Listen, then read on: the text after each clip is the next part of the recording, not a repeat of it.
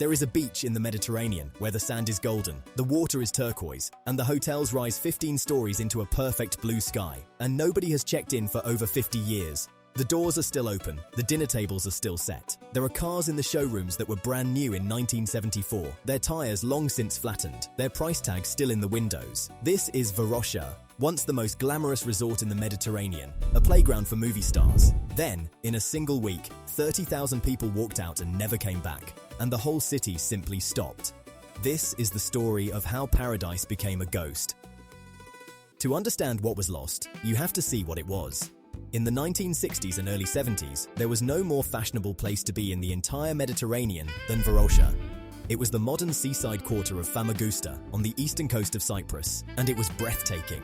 A long golden beach lined with gleaming high-rise hotels, wide boulevards, boutiques selling the latest fashions from Paris and Milan, coffee houses full of laughter and cigarette smoke and the clink of glasses, and the stars came. Elizabeth Taylor and Richard Burton, Brigitte Bardot, Sophia Loren. The actor Paul Newman lived here for 4 months while filming on the island. This was a place of sunshine and nightlife, and long, slow holidays by the sea. At its peak, Varosha earned the majority of the entire island's tourist income. If you had told anyone drinking cocktails on that beach in the summer of 1973 that within a year the whole place would be empty and sealed behind barbed wire, they would have laughed at you. But Cyprus was a divided island, and beneath the glamour, tensions had been building for a very long time. To understand Varosha, you have to understand Cyprus itself. For centuries, this island sat at the crossroads of the Greek and the Turkish worlds. The population was mostly Greek-speaking, but with a significant Turkish Cypriot minority, and the two communities had lived side by side, sometimes in peace, sometimes in friction, for generations. The island had been ruled by the Ottomans, and then by the British, right up until 1960. And when independence finally came, the old question remained: who did Cyprus belong to? Then, in July of 1974, everything came apart. A coup, backed by the military government in Greece, overthrew the Cypriot president, with the aim of uniting the island with Greece. In response, Turkey landed its army on the northern coast to protect the Turkish Cypriot population. Within weeks, the island was split in two by a ceasefire line, a buffer zone that came to be called the Green Line. Greek Cypriots fled south, Turkish Cypriots fled north, and Varosha, that glittering resort full of Greek Cypriot families, lay directly in the path of the advancing Turkish army. In August of 1974, the people of Varosha ran. Word spread that the army was coming, and the entire population, some 30,000 people, grabbed what they could carry and fled south toward safety, expecting, as refugees always do, to come back in a few days when it was over. They locked their front doors, they left meals on the table, they left clothes in the wardrobes and toys on the bedroom floors. And then the soldiers arrived, and they wrapped the entire district in fencing and barbed wire, and they sealed it shut. And here is the strange, cruel heart of the story. Unlike almost anywhere else touched by the war, Varosha was not resettled. It was not looted by new residents and lived in. It was simply closed, fenced off as a bargaining chip, a sealed military zone that no one was allowed to enter. The people who owned those homes, those shops, those hotels were never allowed to return. And so the city was left entirely alone for decades. Imagine a modern city, and then imagine simply switching it off and walking away. That is what happened here. With no one to open a window or sweep a floor, Varosha began, very slowly, to die. And as it died, nature moved in to reclaim it. Trees began to grow up through the lobbies of luxury hotels. Roots cracked the pavement of the grand boulevards. Wild shrubs and cacti spread across what had once been manicured hotel lawns.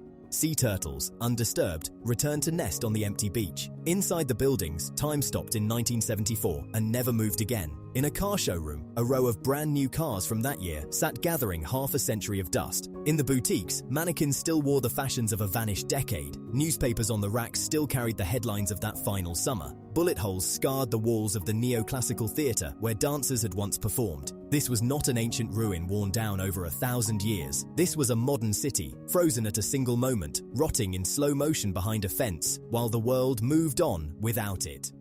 And this is where the story becomes truly surreal. Because Cyprus today is still a divided island, and Varosha sits right on the fault line. The Republic of Cyprus in the south is Greek-speaking and a member of the European Union. The north is the Turkish Republic of Northern Cyprus, recognized by only one country on earth, Turkey. Between them runs that same buffer zone, patrolled by United Nations peacekeepers, cutting straight through the island and straight through its capital. So consider what it takes to visit this ghost town. You can fly into the Greek south from anywhere in Europe, landing in the European Union, using the euro, everything familiar, and then you drive to a checkpoint, show your passport, and cross a military line into a territory that most of the world does not officially recognize at all. Suddenly the signs are in Turkish. The currency is the Turkish lira, and the ghost city in front of you is guarded by the Turkish military. Some visitors even fly out the same way they came, back through the south, back into Europe, as if the northern half they just stood in does not quite exist. It is one of the strangest border experiences anywhere in the world. You do not just travel to Varosha, you cross between two worlds that have refused to agree for 50 years. For nearly 5 decades, Varosha stayed sealed, and then, in October of 2020, the authorities in the north did something deeply controversial. They reopened a small part of it, not to its original owners, but to tourists. Today you can walk or cycle down a stretch of Democracy Avenue, past the crumbling hotels and the collapsing shopfronts. A piece of the beach has reopened, so that people now sunbathe against a backdrop of decaying towers. Millions have come to see it. But this reopening has only deepened the wound. The United Nations has repeatedly condemned it, insisting that Varosha belongs to the people who were forced to flee, and to no one else.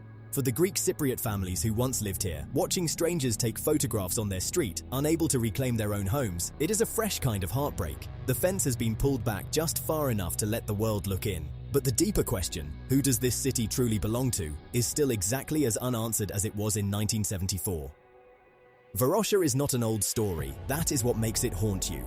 This was not a lost civilization or an ancient city swallowed by sand. This was a modern, glamorous living city, full of families and music and light, that was switched off in a single week and never switched back on. It stands there still, on that golden beach, its hotels staring out at the same turquoise sea, waiting for guests who were never allowed to return. A monument not to the ancient past, but to a division that never healed. If this story stayed with you, stay with us. There are more places where time was forced to stop, and more stories waiting to be remembered.